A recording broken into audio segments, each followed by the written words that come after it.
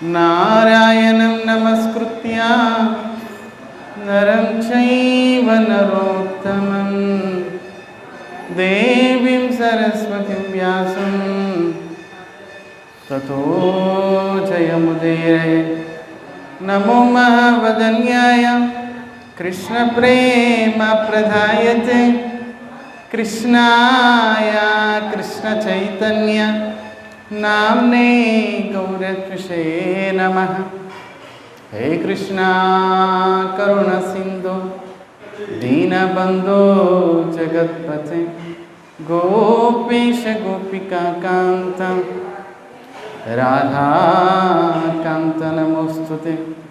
తప్త కాంచన గౌరాంగీ రాధే బృందావనేశ్వరీ వృషభానుసుతే దేవీ ప్రణమామి హరిప్రియ. శ్రీచైతన్య మనోభీష్టం స్థాపితం येन భూతలే స్వయం రూప కదా మహ్యం దదాతి స్వపదాంతికం. వాంఛాకల్పతరుభ్యశ్చ కృపా సింధుభ్య ఏవ చ పతితానాం పావనేభ్యో వైష్ణవేభ్యో నమో నమః. భజ శ్రీకృష్ణ చైతన్య ప్రభు నిత్యానంద శ్రీ అద్వైత గదాధర శ్రీవాసాది గౌరభక్తవృంద.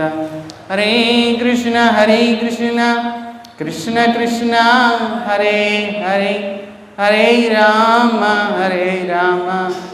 రామ రామ హరే హరే. హరే కృష్ణ కృష్ణ కృష్ణ హరే హరే హరే రామ రామ రామ హరే హరే. హరి ఓం తత్సత్. శ్రీ శ్రీ రాధా గోపీనాథ స్వామి, శ్రీమతి చైతన్య మహాప్రభుల వారు, శ్రీమతి రాధారాణి, శ్రీ గోదారంగనాథుల యొక్క విశేషమైన అనుగ్రహం వలన శ్రీల గురుదేవులు, శ్రీల ప్రభుపాద వారు, పూజ్యపత్రిజన స్వామి, భక్తి కంకర వనమహారాజు గారు అందరి యొక్క విశేషమైన అనుగ్రహం వలన అత్యంత పవిత్రమైన ఈ మార్గశీర్ష మాసంలో శ్రీ ధనుర్మాస వ్రతం స్వయంగా ఆండాలు ప్రసాదించిన శ్రీ తిరుపావై గురించి ప్రవచించడానికి మాకు శ్రవణం చేయడానికి మీ అందరికీ కూడా ఈ సద్భాగ్యం కలిగింది. హరే కృష్ణ. నీలా తుంగస్తనగిరితటి సుప్తముద్బోధ్య కృష్ణం పారాధ్యం స్వం శృతిశతశిర సిద్ధమధ్యాపయంతి సోచిష్టాయాం స్రజనిగలితం యా బలాత్కృత్య భుంక్తే గోదా తస్యై నమైదమిదం భూయ ఏవాస్తు భూయః. గోదా తస్యై నమైదమిదం భూయ ఏవాస్తు భూయః. ఆండాల్ తిరువడిగలే శరణం. ఈరోజు 4వ పాసురం. ఒకసారి ఆలి మలై కన్నా ఆలి మలై కన్నా ఆలి మలై కన్నా ஒன்றுனி கைக்கரவேல் ஒன்றுனி கைக்கரவேல் ஒன்றுனி கைக்கரவேல் ஆலியுல் ஆலியுல் ஆலியுல் புக்கு முகுந்தா புக்கு முகுந்து புக்கு முகுந்து கொடார் தேரி கொடார் தேரி கொடார் தேரி ஊலி முதல்வன் ஊலி முதல்வன் ஊலி முதல்வன் ஊலி முதல்வன் உருவம் போல் உருவம் போல் உருவம் போல் மெய் கருத்து மெய் கருத்து மெய் கருத்து மெய் கருத்து பாலியந்தோளுடை பாலியந்தோளுடை பாலியந்தோளுடை பற்பநாபன் பற்பநாபன் பற்பநாபன் பற்பநாபன் கையில் கையில் கையில் கையில் ஆலி போல் மின்னி ஆலி போல் மின்னி ஆலி போல் மின்னி ஆலி போல் மின்னி வலம்புரி போல் நின்று வரம்புரி போல் நின்று வரம்புரி போல் நின்று அதிர்ந்து அதிர்ந்து அதிர்ந்து அதிர்ந்து தாளாதே தாளாதே தாளாதே தாளாதே Saranga முதைத்தாம் Saranga முதைத்தாம் Saranga முதைத்தாம் శరమలై pole శరమలై pole శరమలై pole శరమలై pole వాళ వాళ వాళ உலகினில் உலகினில் உலகினில் உலகினில் பெய்திடாய் பெய்திடாய் பெய்திடாய் பெய்திடாய் நாங்களும் நாங்களும் நாங்களும் நாங்களும் மார்கழி நீராட மார்கழி நீராட మార్గలి నీరాడం ముగులిందు ముగులిందు ముగులిందు ఏలోర్ ఎంబావాయ్ ఏలోర్ ఎంబావాయ్ ఆండా తిరువడిగలే శరణం.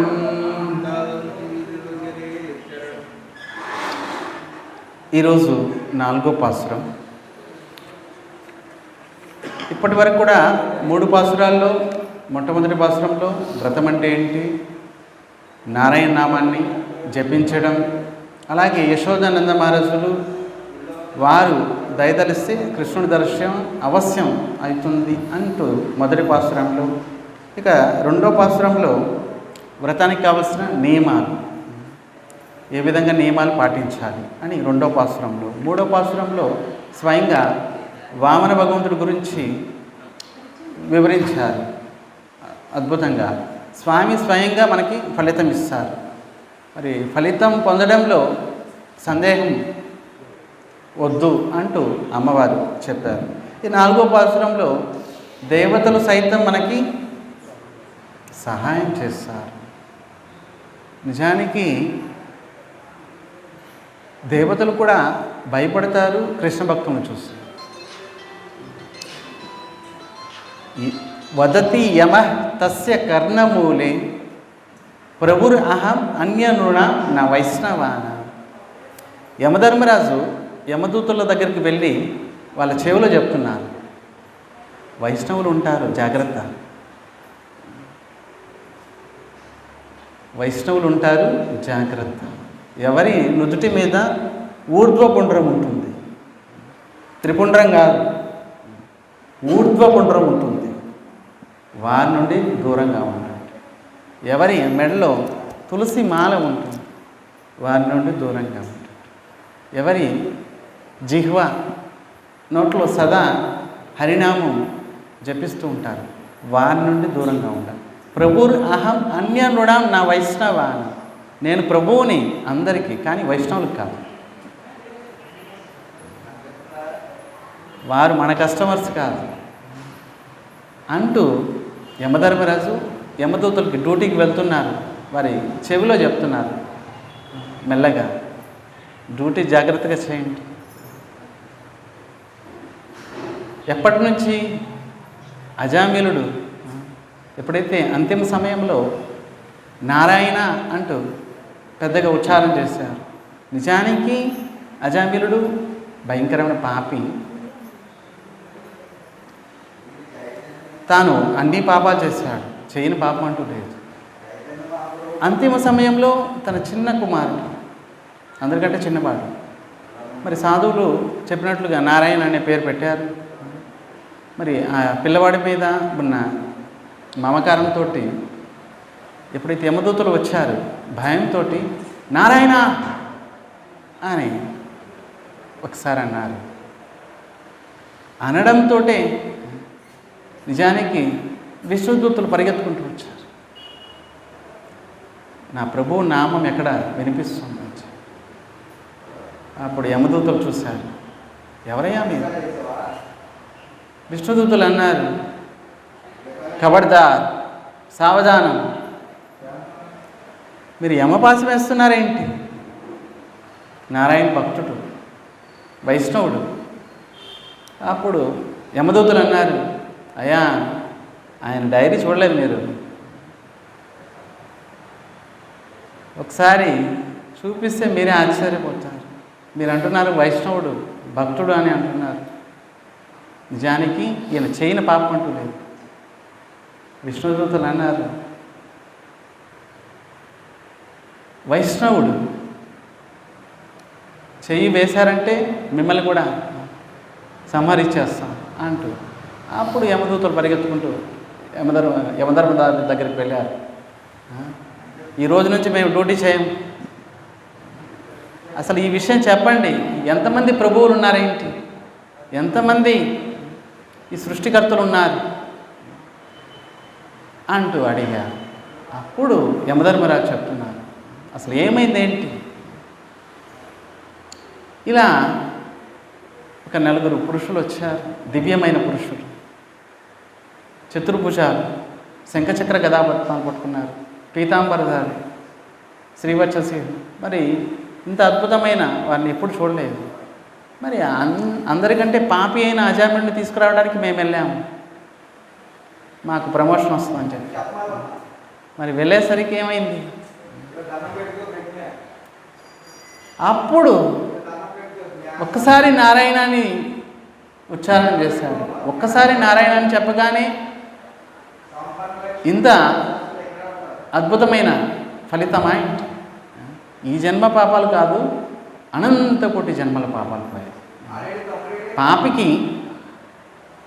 పాపికి అటువంటి శక్తి లేదు. పాపికి కొన్ని వందల వేల లక్షల జన్మనిచ్చి నీ ఇష్టం వచ్చినట్టు పాపం చేయరా అంటూ వదిలేసినా కూడా ఒక్క భగవన్ నామం యథేష్టం చాలు సర్వ పాపాలని భస్మం చేయడానికి. ఒక్క భగవంతుని నామం చాలు సర్వ పాపాలని భస్మం చేయడానికి. అంత మహిమ కలిగింది హరినామం. కనుకనే అజామిలుడు అంతిమ సమయంలో నారాయణ యొక్క నామాన్ని ఉచ్చారణ చేసి సర్వ పాపాల నుంచి బయటపడిపోయారు. కనుకనే ఇక్కడ దేవతలు సైతము మనకి సహాయం చేస్తారు. ఎవరైతే కృష్ణ భక్తిని చేస్తున్నారో వారికి దేవతలు సైతము సహాయం చేస్తారు అంటూ చెప్పారు. 4వ పాసురంలో స్వయంగా అమ్మవారు ఇక్కడ పర్జన్య దేవుడు అంటే వరుణ దేవుడు ఆయన్ని సంబోధిస్తుంది ఈ 4వ పాసురంలో. ఆలి ముళై కన్నా, ఆలి ఓయ్ ముళై కన్నా, వానదేవుడా, ములై అంటే వాన, ములై కన్నా ఓయ్ వానదేవుడా. ఇక్కడ అమ్మవారు ఓయ్ వానదేవుడా అంటుంది. ఎలా? జామ పండ్లు తీసుకెళ్తుంటే ఓయ్ జామకాయలు, ఓయ్ జామకాయలు అని అంటాను. వెంటనే వస్తున్నాను. ఓ కూరగాయలు అయినా ఇలా రండి. నిజానికి కూరగాయలు అమ్ముతున్నారు కాబట్టి కూరగాయలు అయినా పేరు తెలియదు కదా మనకి. మరి వర్షం ఇస్తున్నాడు కాబట్టి వానదేవుడు. అమ్మవారు ఓయ్ వానదేవుడా అని అంటున్నారు. అమ్మ పిలిచావా? పిలిచాను. ఒండ్రుని కైకరవేలు, చేతులు ముడుచుకొని కూర్చోవద్దు. అమ్మవారు అంటున్నారు చేతులు ముడుచుకొని కూర్చోవద్దు. అమ్మ నేను ఎప్పుడు కూర్చోను అలాగా. ఎప్పుడైతే కాస్త సీజన్ సమయం వచ్చినప్పుడు నేను వర్షాలు ఇస్తున్నాను కదా. లేదు లేదు లేదు, అలా ఇవ్వకూడదు, మేము చెప్పినట్లే ఇవ్వాలి. ఒండ్రుని కైకరవేలు, మేం చెప్పినట్లు ఇవ్వాలి. అలా చేతులు ముడుచుకోవద్దు. నీ ఇష్టం వచ్చినట్లు, నీకు ఎప్పుడు ఇష్టమైతే అప్పుడు ఇస్తావు, లేకపోతే లేదు. అలా కాదు, నేను చెప్పినట్లు చేయాలి. సరే అమ్మా చెప్పండి అంటూ వరుణదేవుడు వచ్చారు. ఆలియుల్ పుక్కు, ఒక పంచాయి, సముద్రం దగ్గరికి వెళ్ళు. సముద్రం దగ్గరికి వెళ్ళి, అది కూడా లోపలకంటూ వెళ్ళాలి నువ్వు. ఆలియులు పుక్కు ముగందు కూడా తేరి, లోపలకంటూ వెళ్ళి తృప్తిగా నీళ్ళు తాగు. ఇంతగా నీళ్ళు తాగు, అబ్బా పీకల దాకా వచ్చేసింది, ఇంకా నేను తాగలేను, అంతగా నీళ్ళు తాగు. సరేనమ్మా తాగుతానమ్మా. ఊలి మొదల్ వన్. చూడండి, ప్రతి భక్తులు భగవంతుణ్ణి సంబోధించేటప్పుడు, భగవంతుణ్ణి వర్ణించేటప్పుడు చూడండి నీలమేఘశ్యాముడు అని అంటారు. నీలం ఏ రంగులో ఉందో ఆ రంగులో ఉన్నారు స్వామి అని అంటారు. నిజానికి స్వామికి ఉపమానము, స్వామి కంటే గొప్ప విషయాలు, గొప్ప వస్తువులు లేవు కాబట్టి ఇక సరిపెడతారు. కానీ అమ్మవారి ఇక్కడ అలా కాదు. నీలమేఘశ్యాముని అంటుంది, నీలమేఘశ్యామాన్ని అంటుంది, నీలమేఘాన్ని అంటుంది. భగవంతుడి యొక్క దేహకాంతి ఎలా ఉందో అలా ఉండు నువ్వు. చూడండి అమ్మవారు, మిగతా భక్తులకి అమ్మవారికి తేడా చూడండి. పదకమలాలు, కమలం లాంటి పాదాలు ఉన్నాయి, కమలం లాంటి చరణాలు, కమలం లాంటి హస్తాలు అని అంటాం. కమలం లాంటి, కానీ అమ్మవారు అలా కాదు. ఇక్కడ వానదేవుడిని అంటుంది, సముద్రం లోపలికంటూ వెళ్ళి తృప్తిగా నీళ్లు తాగు, తాకిన తర్వాత స్వామి దేహం లాంటి కాంతి లాంటి రంగును పొందు అని ఆదేశిస్తుంది. ఊలి మొదల్వన్, సరేనమ్మా అలాగే. ఉరువం పోల్ మెయికరద్దు, సరే ఒక్కసారిగా నిన్ను నువ్వు సరిదిద్దుకో, అంటే వర్షం ఇచ్చే ముందుగా నువ్వు ఒక్కసారిగా రెడీగా ఉండు అని అమ్మవారు అంటున్నారు. ఉరువం పోల్ మేకరత్తు, ఒక్కసారిగా నువ్వు రెడీగా ఉండు, మేము చెప్పినప్పుడే. సరే సరే మా వర్షం వాన చేస్తాను, లేదు లేదు లేదు నేను చెప్తాను, చెప్పినప్పుడే నువ్వు వర్షం ఇవ్వాలి. సరే సరే అలాగేనమ్మా. పాలియన్ తోలుడై పర్పనాభన్ కయ్యిల్. పాలియన్, మొట్టమొదట నువ్వు మెరుగు. జనాలకి తెలియాలి వర్షం వస్తుందని, వాళ్ళ జాగ్రత్తలో వాళ్ళు ఉంటారు కదా. నీ ఇష్టం వచ్చినప్పుడు నువ్వు ఒక్కసారిగా వర్షం వచ్చేస్తా అనుకో, పాపం వారికి తెలియదు, ఏవో ఎండబెట్టుంటారు, జనాలు బయటికి వెళ్ళి ఉంటారు. అందుకని అమ్మవారు ఇక్కడ అంటున్నారు, మొట్టమొదట మెరుగు. ఊలియన్ పాలియన్ తొరుడై పర్పనాభన్ కయ్యిల్, మొట్టమొదట మెరుగు. సరేనమ్మా నేను మెరుస్తాను, లేదు లేదు నీ ఇష్టం వచ్చినట్లు మెరవడానికి కుదరదు. ఇంకెలా? స్వామి హస్తం, దక్షిణ హస్తంలో కుడి చేతిలో ఉన్న సుదర్శన చక్రం లాగా మెరుగు. చూడండి అమ్మవారు ప్రతి వస్తువులో భగవంతుని దర్శించటం. ఎవరైతే 3 స్టేజ్లు ఉంటాయండి వైష్ణవులు. ప్రథమం, మధ్యమం, ఉత్తమం. ప్రథమం అంటే కొత్తగా భక్తులయ్యారు, కొత్తగా హరినామం చేస్తూ ఉన్నారు. వీరి లక్షణాలు ఎలా ఉంటాయి? మధ్యమా భక్తులు ఇంకా పై స్టేజ్, వారి లక్షణాలు ఎలా ఉంటాయి? ఉత్తమ స్టేజ్ ఇంకా పైన ఉన్నారు, వారి లక్షణాలు ఎలా ఉంటాయి? 3 రకాల స్టేజ్లు ఉన్నాయన్నమాట. ప్రథమ స్థితిలో ఉన్న భక్తులు వారు భగవంతుడు అంటే ఇష్టం, భగవంతుడు దర్శిస్తారు, నామం చేస్తారు, భక్తుల్ని పెద్దగా పట్టించుకోరు. ప్రథమ స్థితిలో ఉన్న భక్తులు మరి భగవంతుడి మీద ఎక్కువగా కొత్తగా వచ్చారు కాబట్టి ప్రేమ ఎక్కువ చూపిస్తారు, భక్తుల్ని పెద్దగా పట్టించుకోరు. ఒకసారి భక్తులను తొక్కుకొని కూడా వెళ్ళిపోతారు. స్వామి దర్శనం అవుతుంది. సో భక్తులు పెద్దగా పట్టించుకోరు. ఈ ప్రథమ స్థితిలో ఉంటారు వీరు. భగవంతుడి పూజ, ఆరాధన అన్నీ చేస్తారు, హారతి దర్శనం చేస్తారు, ప్రథమ స్థితిలో ఉన్నారు. మధ్యమా భక్తులు వీరు భక్తుల్ని పట్టించుకుంటారు. భగవంతుడిని ఎలా పట్టించుకుంటారు, భక్తులను కూడా పట్టించుకుంటారు. భక్తులకు సేవ చేస్తారు, భక్తుల్ని పట్టించుకుంటేనే భగవంతుడు లభిస్తారు అని వారికి తెలుస్తుంది. కనుక వారు భక్తుల్ని సన్మానిస్తారు, ప్రణామం చేస్తారు, అన్నీ చేస్తారు. రెండో స్థితిలో ఉన్న భక్తులు మధ్యమా భక్తులు. ఇక ఉత్తమ భక్తులు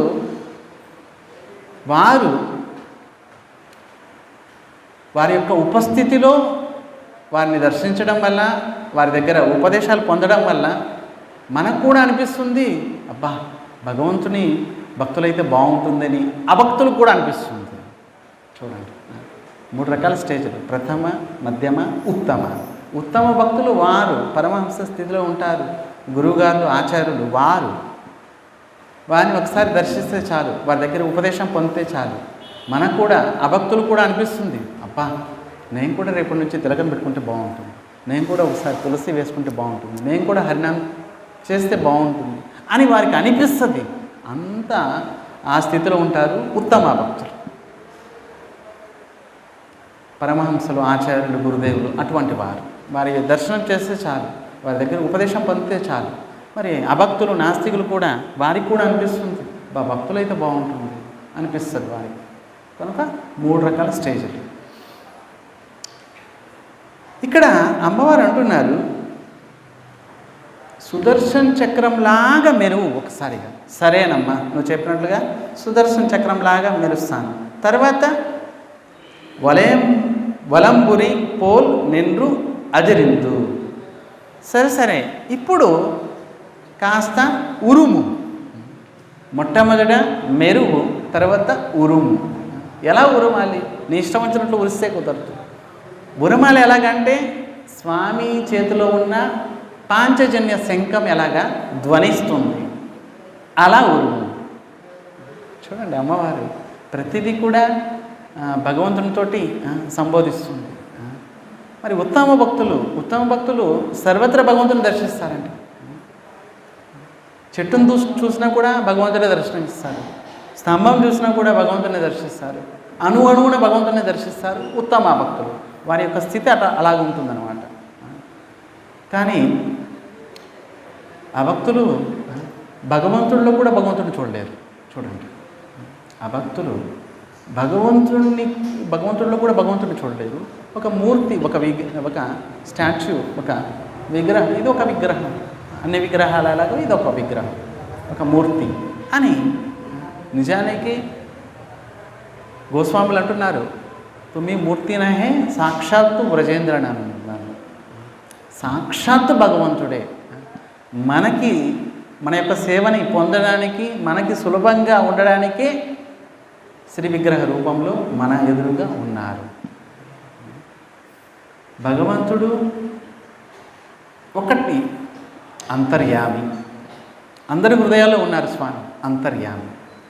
ఇంకొకటి అణువున ఉన్నారు, ఇంకొకటి పాల సముద్రంలో ఉన్నారు, ఇంకొకటి అవతారం తీసుకుంటున్నారు. మరి 5వది స్వామి ఎదురుగా ఉన్నారు, గోపీనాథుడు. మరి 5లో ఎవరు సులభం అండి? గోపీనాథుడు సులభం. మీరు స్వామి ఒకసారి దర్శనం చేసుకోండి, స్వామి ఒకసారి ప్రణామం చేస్తాను చేసుకోండి, ప్రదక్షిణ చేస్తాను చేసుకోండి, స్వామి నైవేద్యం తీసుకోండి, ఒకసారి హారతిస్తాను చేయండి. మరి ఇంత సులభం ఇంకెవరు ఉన్నారు? అంతర్యామి అందరి హృదయాలు ఉన్నారు స్వామి. కనిపిస్తున్నారేంటి? నాకే కనిపించడం లేదు. మరి మిగతా హృదయాల్లో కనిపిస్తున్నారేంటి? మరి ఈ కళతోటి మనం చూడలేకపోతున్నాం. అంతర్యామి పోనీ అణువణువున ఉన్నారు. ఇంకా అణువణువు నాలోనే కనిపించడం లేదంటే మరి అణువణువున ఎక్కడ కనిపిస్తున్నాం? అణువణువు ఉన్నారు కానీ కనిపించడం మన కంటికి.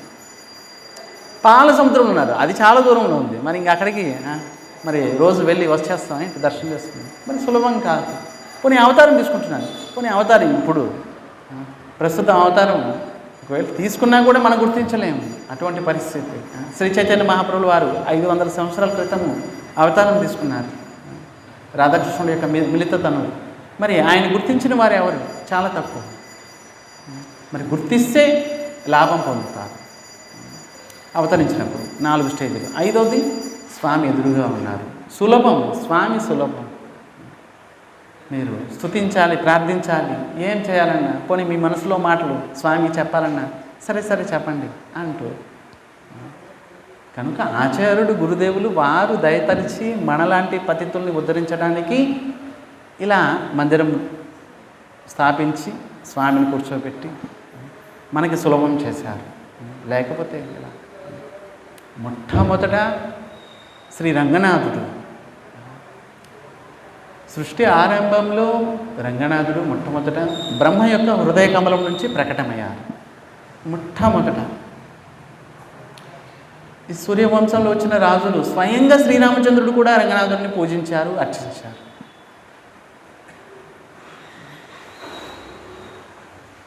సరే, ఇక్కడ అమ్మవారు సర్వత్ర భగవంతుని దర్శిస్తున్నారు కాబట్టి వానదేవుడు ఆ మెరుపు ఆ ఉరుముల్లో కూడా భగవంతుని దర్శిస్తున్నారు అమ్మవారు. ఇక్కడ సరే సుదర్శన చక్రంలాగా మెరుస్తాను, పాంచజన్యం శంఖంలాగా ధ్వనిస్తాను, ఉరుముతాను. సరేనమ్మా, సరే ఇప్పుడు వర్షం ఇవ్వచ్చా ఏంటి? ఉండండి చెప్తాను. ఎలా చినుకులు పడాలి కూడా అమ్మవారు చెప్తున్నారు. చూడండి, చినుకులు ఎలా పడాలి. ఒక్కోసారి చూడండి, మనము బయటికి వెళ్ళామనుకోండి, ఇంతగా చినుకులు పడతాయి, లావు చినుకులు. ఒక రాయి వేసేసి మన తల మీద వేసినట్లుగా అంత పెద్ద నొప్పి వస్తుంది. పటపటమని పడతాయి, రాళ్ళు తీసుకొని కొడుతున్నట్లుగా. మరి అటువంటి వర్షం. మరి కానీ అమ్మవారు ఇక్కడ అంటున్నారు, వర్షపు చినుకులు నేను చెప్పినట్లు ఇవ్వు అంటుంది. చెప్పండి అమ్మ, ఎలా ఇవ్వాలి? సారంగ బుధైత శరమలైపోల్. స్వామి చేతిలో ఉన్న సారంగ ధనుసు నుండి వచ్చే బాణాలు ఎలా వస్తాయి, అలా మెల్లమెల్లగా కురువు. ఆ చినుకుల్ని డైరెక్షన్ ఇస్తుంది అమ్మవారు. మరి ఈ విధంగా నువ్వు కురువు. స్వామి యొక్క సారంగ ధనుసు నుంచి వెలువడే బాణాలు, ఒకేసారి ఎన్ని బాణాలు వస్తాయి. శ్రీరామచంద్రుడు దండకారణ్యంలో ఉన్నప్పుడు ఎప్పుడైతే శూర్పణఖ చెవులు ముక్కులు కోసి పంపించేశారు, అప్పుడు రావణుడు పంపించాడు కరుడు, దూషణుడు, త్రిశరుడు 14,000 మంది రాక్షసులను పంపించారు రాముడి మీదకి. రాముడు ఒక్కరే 14,000 మంది రాక్షసులతోటి యుద్ధం చేశారు. రాముడు ఒక్కరే. 14,000 మంది రాక్షసులు చూస్తున్నారు. స్వామి ఎప్పుడు తన ధనస్సును పట్టుకుంటున్నాడో, ఎప్పుడు బాణం పెడుతున్నారో, ఎప్పుడు లాగుతున్నాడో చెవుల దాకా, ఎప్పుడు వదులుతున్నారో తెలియడం లేదు. 14,000 మంది ఒకేసారి తమ అస్త్రాలని శస్త్రాలని వదులుతున్నారు. కానీ ఎదురుగా ఉన్నది ఒక్కరే, స్వామి ఒక్కరే. చూడండి, స్వామి ఆయన యొక్క సారంగ ధనుసు నుండి వచ్చే బాణాలు ఏ విధంగా వస్తున్నాయి.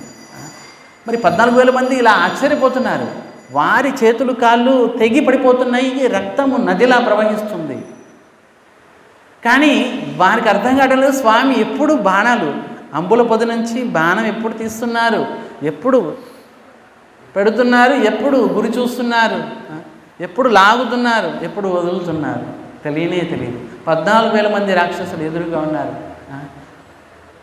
వాల్మీకి రామాయణంలో చెప్పబడింది, స్వామి ఒక్క కేశం కూడా ఇలా వెళ్ళలేదు, ఒక చెమట బిందువు కూడా ఇలా రాలేదు. 14,000 మంది రాక్షసులతో యుద్ధం చేశారు స్వామి, ఒక చెమట బిందువు కూడా రాలేదంట.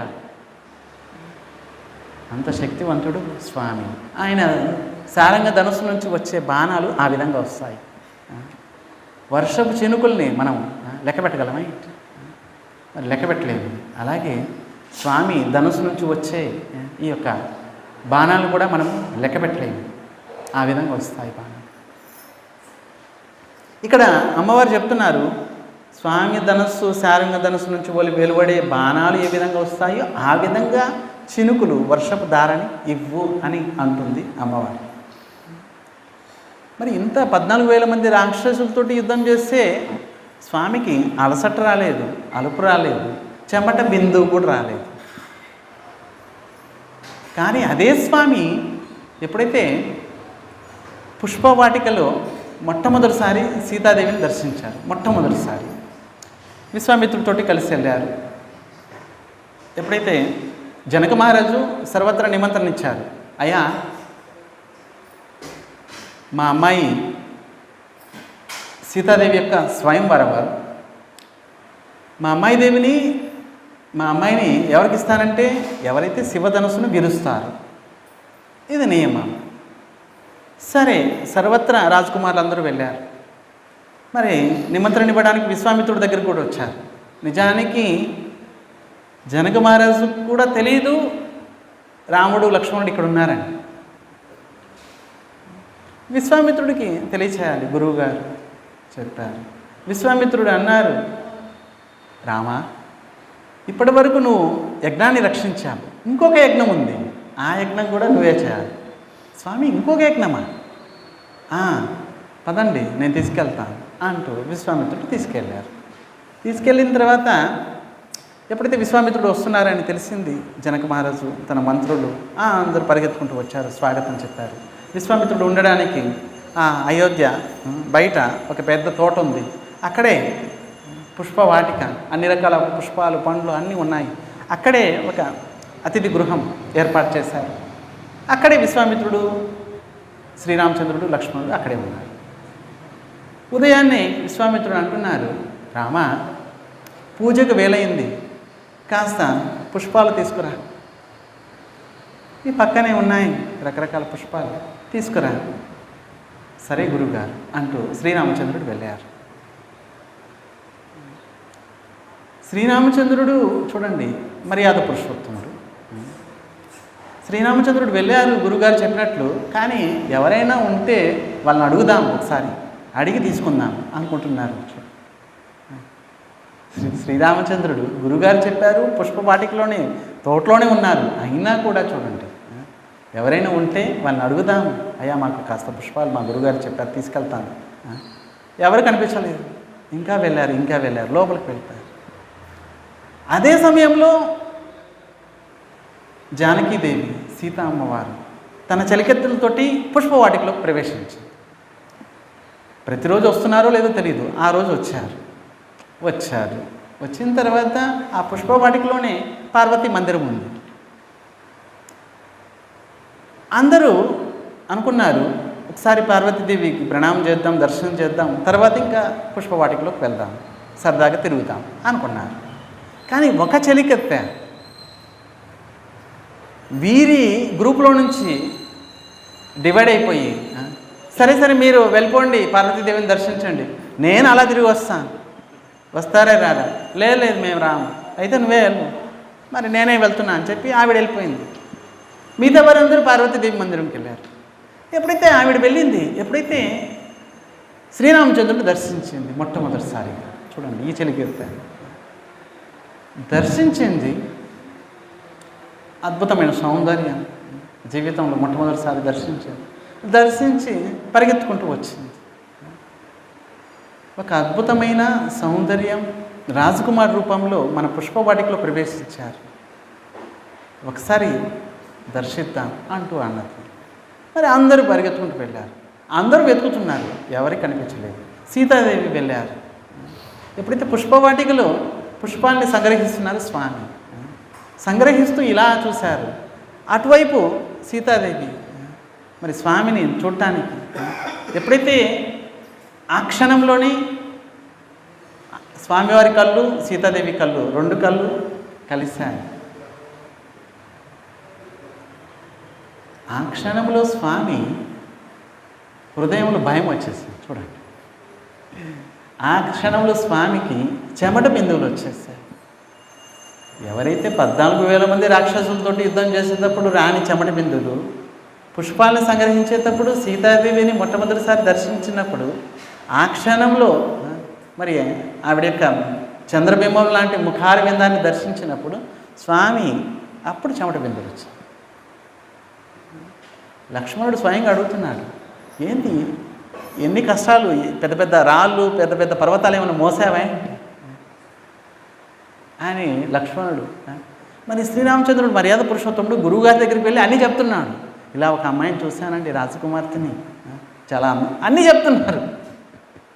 గురువుగారు ఏం అడగలేదు, ఎందుకే లేట్ అయింది, ఎందుకు లేట్ అయిందంటే అని చెప్తున్నారు. ఇలా వెళ్ళాను స్వామి, ఎవరు కనిపించలేదు, ఒక రాజకుమార్తెను చూశాను, చాలా అందంగా ఉంది, ఇవన్నీ విషయాలు చెప్పాను, నేను చూశాను, అందుకే లేట్ అయిపోయింది రావడానికి అని. విశ్వామిత్రుడు ఏం అడగలేదు ఎందుకు లేట్ అయిపోయిందని, మరి ఆయనే చెప్పేశారండి.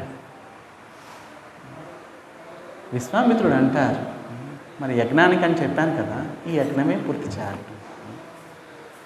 నిజానికి జనక మహారాజు శివధనుసునే విరిస్తేనే తన కుమార్తెని ఇస్తానని ఎందుకు చెప్పారంటే, సీతాదేవి ఎప్పుడైతే చిన్న వయసులో ఉన్నప్పుడు 4-5 సంవత్సరాలు ఉన్నప్పుడు అప్పుడే ఒకసారి చెరికెత్తలతో ఆడుకునేటప్పుడు బంతి లోపలికి వెళ్ళిపోయింది. ఎక్కడైతే శివధనుస్సు రథం మీద పెట్టున్నారు, ఎంత పెద్ద శివధనుస్సు, మరి లోపలికి వెళ్ళిపోయింది.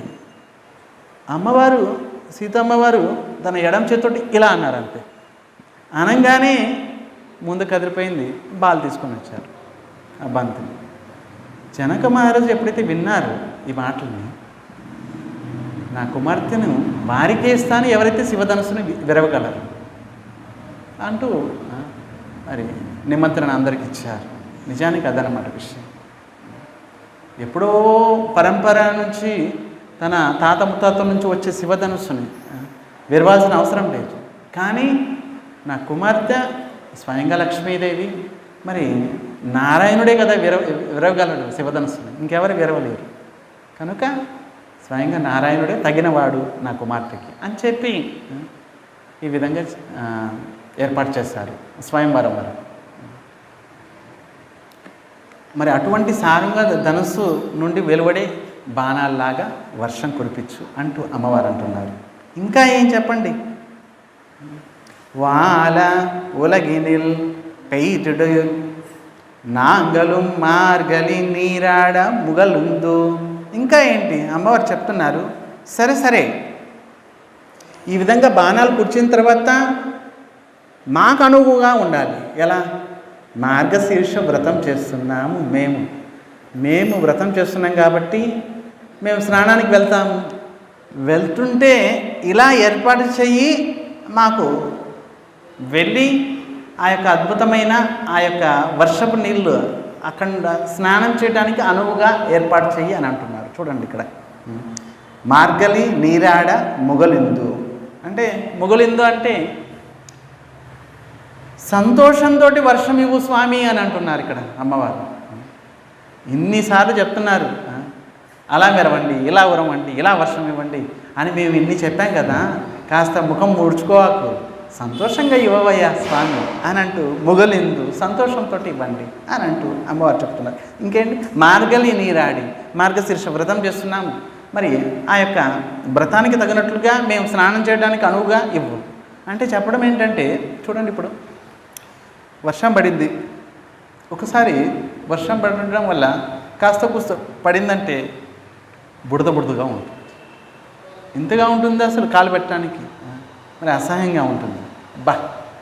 పడేదేదో సరిగా పడలేదు కాస్త అన్నట్లుగా. మరి ఇక్కడ అమ్మవారు అంటున్నారు, మేము మార్గశీర్ష వ్రతం చేస్తున్నాము, స్నానానికి వెళ్తాము రోజు, మాకు అనుగుణంగా వర్షం ఇవ్వు అంటే, ఇలా వర్షం ఇవ్వు, బుడద ఉండకూడదు. మేము అక్కడికి వెళ్ళిన తర్వాత అక్కడ కూడా స్వచ్ఛమైన వర్షపు నీళ్ళు మరి మిలమిలా మెరుస్తూ మా యొక్క ప్రతిబింబం కూడా కనిపించేటట్లుగా, అడుగు కూడా కనిపించేటట్లుగా అంత నిర్మలమైన పరిశుద్ధమైన నీటి నీళ్ళు. చూడండి ఎన్ని రకాలుగా చెప్తుంది అమ్మవారు.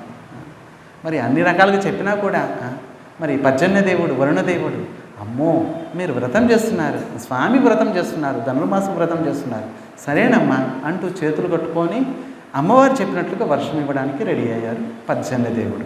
ఏలో ఎంబావాయ్, ఇదే మన యొక్క వ్రతము అంటూ అమ్మవారు. మరి అందరూ వచ్చారు స్నానం చేయడానికి. అమ్మవారు చెప్పారు నిన్న రాత్రి మీరు అందరూ రండి ఈ చెట్టు దగ్గరికి. అందరూ వచ్చారు. వచ్చిన తర్వాత అమ్మవారు మనము స్నానానికి వెళ్తాము, వెళ్ళే ముందుగా వరుణ దేవుడికి ఒకసారి మనం ఆర్డర్ ఇద్దాము అని చెప్పి ఈ విధంగా చెప్పారు. ఇంతటితోటి 4 పాసురాలు చెప్పుకున్నామండి. రేపు 5వ పాసురం.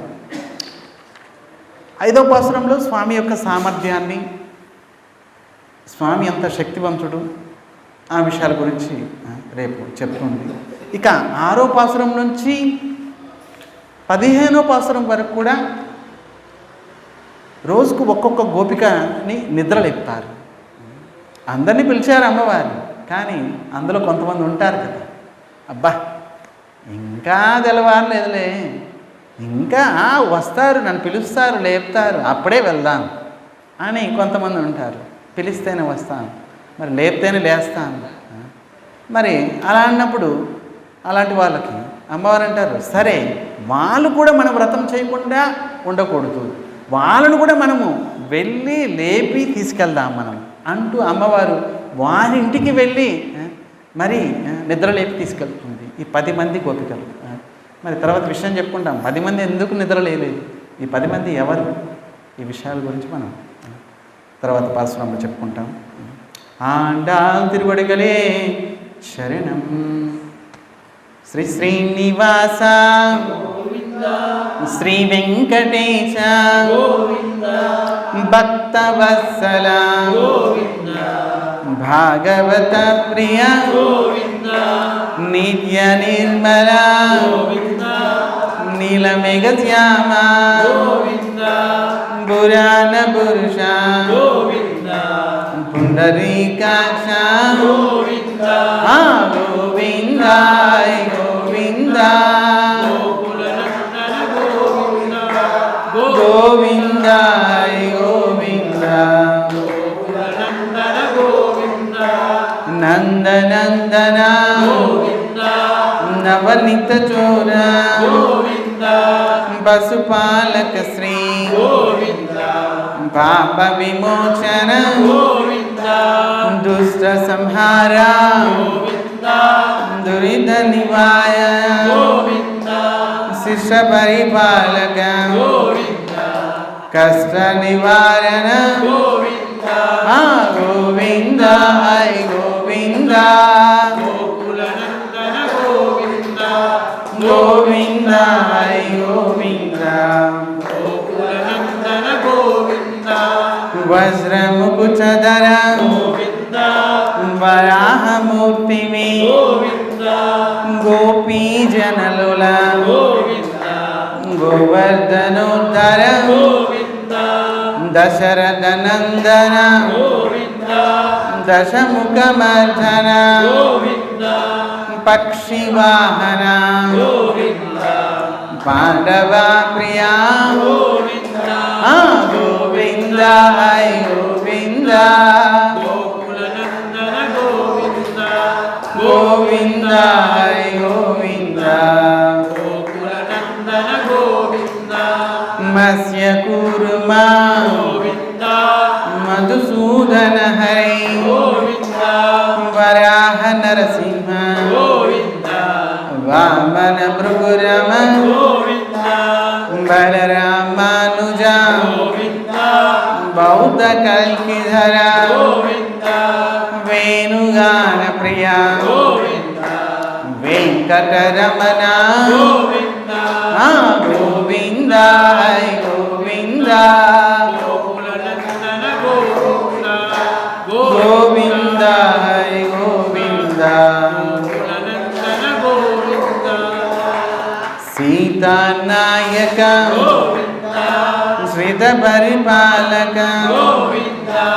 दरिद्र जन पोषक धर्म संस्थापक अनाथ रक्षक आपद बांधव शरणगत वत्सल करुणा सागर गोविंद हरि गोविंद गोविंद हरि गोविंद कमल दलाक्ष गामित बलद पाप विनाशक पाहि मुरारी श्री मुद्रांकित श्रीवसांकित धरणी नायक दिनकर तेजा गोविंद हरि गोविंद गोविंद हरि गोविंद पद्मावती प्रिया प्रसन्न मूर्ति अभयहस प्रदर्शन मर्त्यावतार शंख चक्रधर सारंग गदधर विरजाति रस विरोधि मर्जन गोविंद हरि गोविंद गोविंद हरि गोविंद शालग्रामधर सहस्रनाम लक्ष्मी वल्लभ लक्ष्मणाग्रजा गसूरि तिलक कांचनांबधर गरुड़ वाहन गजराज रक्षक गोविंद हरि गोविंद गोविंद हरि गोविंद वानर सेवित वारिधि बंधन ఏడు కొండలవాడ ఏక స్వరూప శ్రీరామకృష్ణ రఘుకుల నందన ప్రత్యక్ష దేవ పరమ దయాకర గోవింద హరి గోవింద गोविंद हरि गोविंद वज्र कवचधर वैजयंती माला वडी कंसुलवाड़